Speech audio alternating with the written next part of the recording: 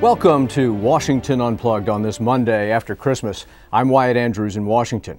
On Christmas Day, a 23-year-old Nigerian man passed through security twice before he then attempted to ignite an explosive substance aboard an international flight to Detroit. After warnings from his father about his son's extremist tendencies, and after that son purchased a $3,000 cash ticket one way with no checked bags, Abdul Muttalib was able to board the plane. What happened and what does this mean for all of you traveling this holiday season? I'm joined today by Stewart Baker, who was formerly number 2 at the Department of Homeland Security during the Bush administration, where he directly oversaw the activities of the TSA, the Transportation Security Administration. Stewart, thank you very much for joining us today. For all of those people, let's just start here, those people that are traveling this week, knowing and being warned that there are enhanced security measures at the airports. Let's just speak domestically this week. What should travelers expect? Longer delays, arriving earlier, pat-downs, much more intimate pat-downs and much more frequent pat-downs, more use of the millimeter wave machines, and I think generally a much slower process of getting through the system. And then once you're on the flight, the last hour is not going to be pleasant. You're going to be sitting there with your hands in your lap.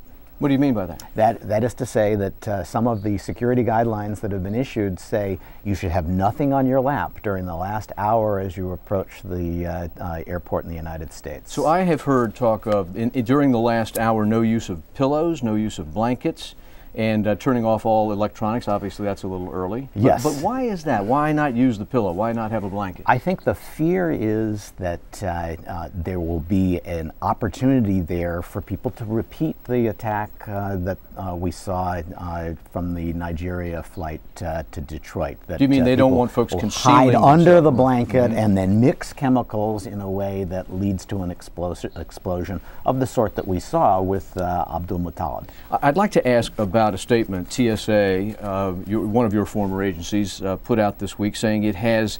Now this is a Q&A that you can get on the TSA website. What should we travelers expect this week? And it says TSA has a layered approach to security that allows us to surge resources. What does that mean? I think that must mean that they have a mechanism for bringing in a lot more people on weekends and during the holidays or when they expect long lines, so that they can at least open up more machines and more lines to take people through the process more quickly. Stewart, this also says, though, they're going to use more explosive detection canine teams. Obviously, more dogs will be employed. I mean, that's obvious.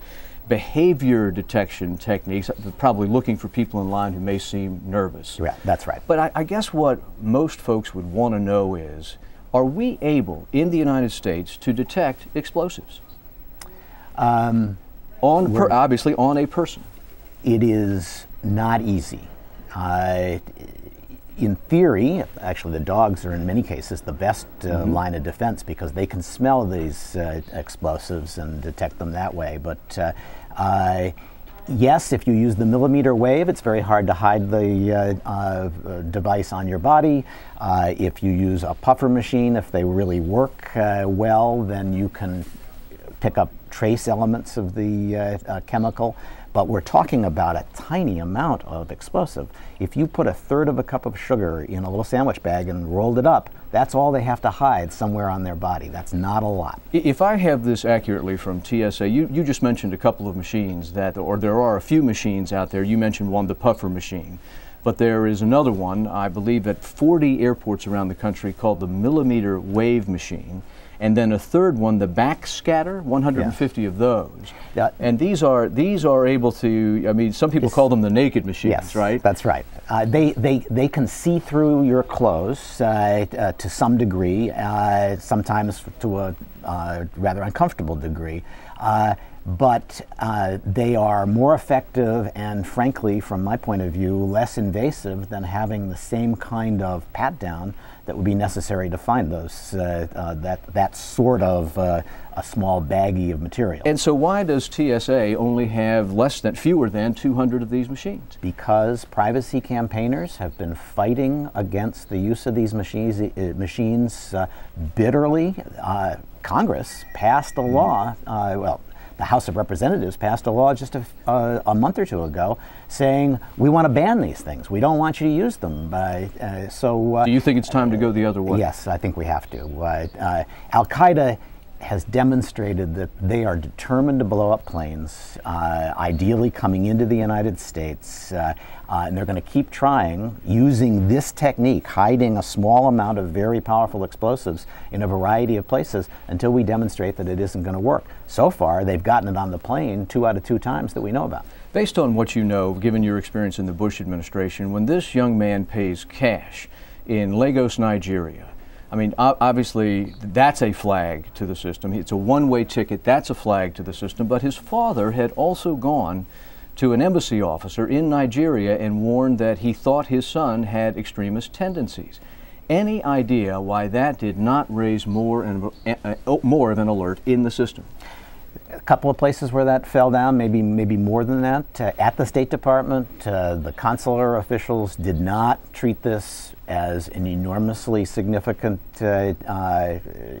event, even in their own system. They had an outstanding visa for him. They didn't take it back because they didn't want to or didn't think that this was a good basis for doing it. That was a mistake. And then they didn't have a good way of getting that information to TSA. TSA has very few identity-based screening processes. And it's a very high bar to get into the selectee or no-fly area. May I ask this? Is this something that an embassy officer made a mistake in judgment on, or is it a systemic problem that needs addressing? Both. The intelligence community will tell you it was a mistake by the consular officer. That is handy for them, and there may well have been an error of judgment there. But are you saying we need better internal procedures? We need a better way to take the information we get about travelers, yes, and actually use it to decide how much screening they're going to get. Right now, we have a sort of 1 or 2 level, either you're a no-fly or you're a danger, a known danger, and you're a selectee. We need a much more flexible system, like the system we have when you cross the border into the United States. When you cross the border into the United States, I'm willing to bet that if Abdul Muttalib had gotten to the Dulles or Detroit border screening process, all that information that was in there would have been used to screen him and probably turn him around and send him home. Because TSA doesn't have access to that information and doesn't know how to use it to provide graded screening, the information in the system didn't do them any good. You are describing a system where we need better integration between our information gatherers in embassies and the TSA. Yes. Stewart Baker, thank you very much for joining us on Washington Unplugged today. We're much obliged for your time. And that is Washington Unplugged. Find us here every single day at 12:30 p.m. on CBSNews.com. I'm Wyatt Andrews in Washington. Thanks for joining us.